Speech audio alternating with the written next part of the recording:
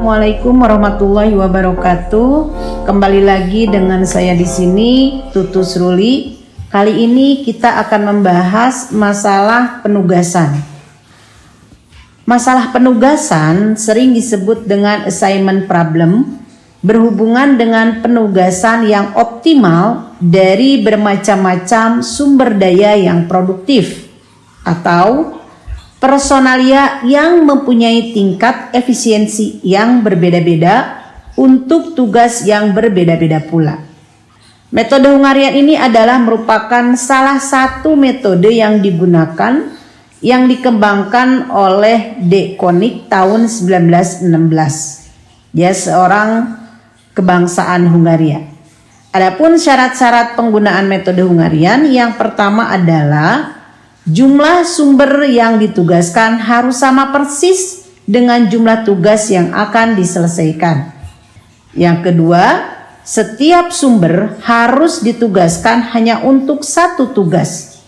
Jadi, masalah penugasan ini mencakup N sumber yang mempunyai N tugas. Sehingga ada N faktorial penugasan yang mungkin dalam satu masalah karena per pasangan satu-satu.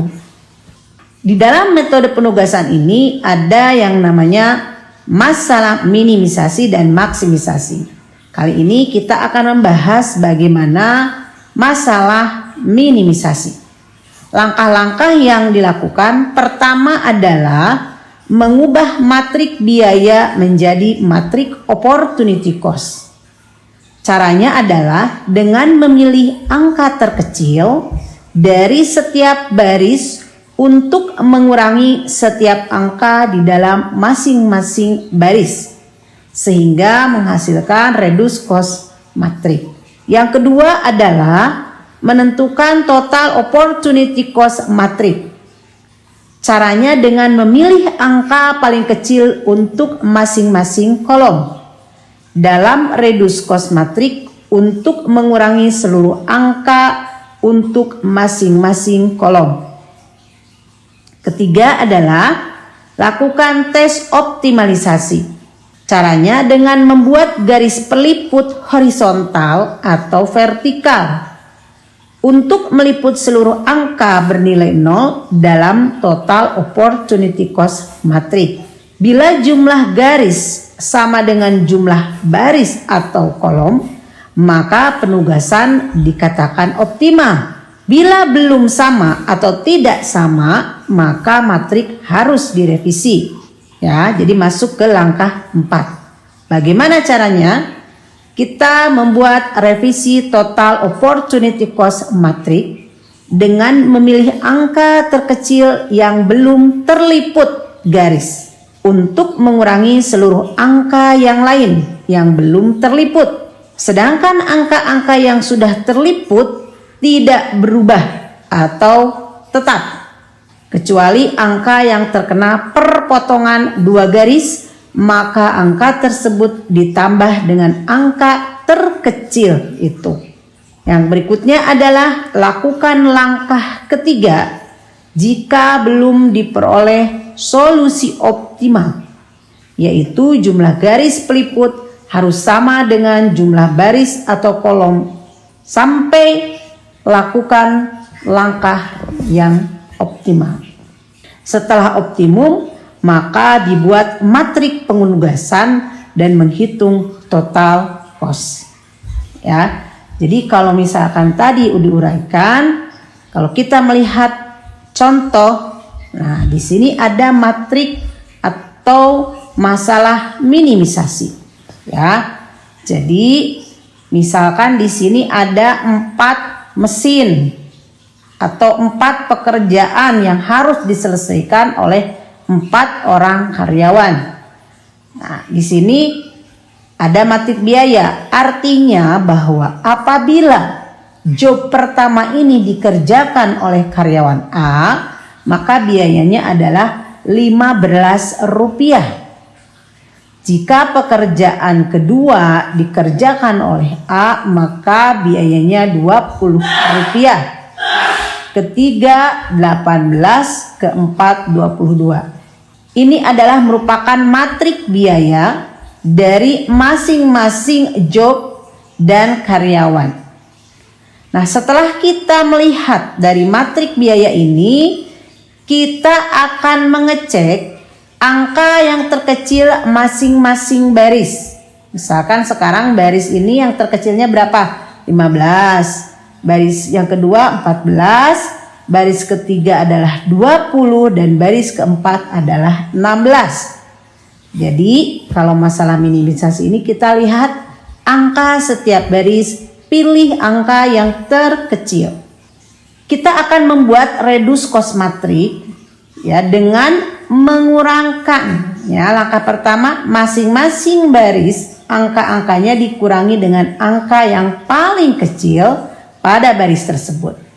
Misalkan untuk baris A ini ya, baris A ini angka paling kecil 15, ini adalah dikurangin angka yang paling kecil. 15 dikurang 15 0, 20 dikurang 15 5, 18 dikurang 15 3, dan 22 dikurang 15 adalah 7. Demikian juga untuk baris berikutnya. Misalkan baris ke B nih, berarti paling kecil 14. 14 kurang 14 0. Ya, 16 kurang 14 2, 21 kurang 14 7, dan 17 kurang 14 adalah 3. Begitu juga dengan baris yang C. Dan yang terakhir adalah baris D ini. Kemudian setelah ini kita lihat setiap baris sudah ada angka nolnya. Kemudian kita lihat apakah setiap kolom sudah ada nolnya. Oh, ini sudah ada ya. Jadi kita lihat masing-masing kolom ini yang belum memiliki nol berarti dikurangi dengan angka yang terkecil di kolom tersebut. Nah, kita lihat angka yang terkecil di kolom tersebut. Jadi angka ini 37 ini kurangi angka yang terkecil. Angka terkecil berapa? 2. Berarti 2 dikurang 2 0. Kemudian 3 kurang 2 1, 7 kurang 25, dan 3 kurang 2 adalah 1. Jadi kalau misalkan kita lihat tabel opportunity cost matrix, setiap baris sudah ada nolnya dan setiap kolom sudah ada nolnya. Ya. Jadi langkah kedua ini adalah mengurangi masing-masing kolom dengan reduce cost matrix, angka-angkanya dikurangi dengan angka yang paling kecil di dalam kolom tersebut. Nah, ini adalah total opportunity cost matrix. Yang ketiga, kita membuat test for optimality. Nah, caranya adalah membuat garis peliput baik vertikal maupun horizontal untuk meliputi garis atau kolom yang memiliki nilai 0. Nah, yang memiliki nilai 0 itu adalah mana? 0, 1, ini 0, 2, ini 0, 3. Jadi 1, 2, 3. Berarti garis peliputnya adalah 1, 2, 3. Dikatakan optimal kalau garis peliput itu sama dengan baris atau kolomnya. Karena kebetulan ini baris dan kolomnya ada 4, harusnya peliputnya adalah 4. Itu bisa dikatakan optimal. Karena ini masih 3, berarti belum optimal. Apa yang harus dilakukan? Yaitu mengurangi angka-angka yang ada di dalam matrik ini selain yang diliput dengan angka yang paling kecil. Angka paling kecil mana? 1. Berarti 1 dikurang 1 0, 5 kurang 1 4, 5 kurang 1 4, 2 kurang 1 1, ini 6, 7 kurang 1 6, 3 kurang 1 sama dengan 2. Angka yang lain tetap kecuali angka yang ada di dalam garis peliput ini ditambahkan dengan angka yang terkecil. Yang 5 ini berarti menjadi 6, yang 1 ini menjadi 2. Ya, karena 1 tambah 1 sama dengan 2, 5 tambah 1 sama dengan 6. Jadi tabelnya adalah 0, 0, 6, 2, 4, 1, 0, 2, 1, 4, 1, 0, dan 6, 2, 0, 0. Nah, setelah itu kita bikin garis peliput. Oke, kita garis peliput 1, tadi ini 2, 3, dan ini adalah 4.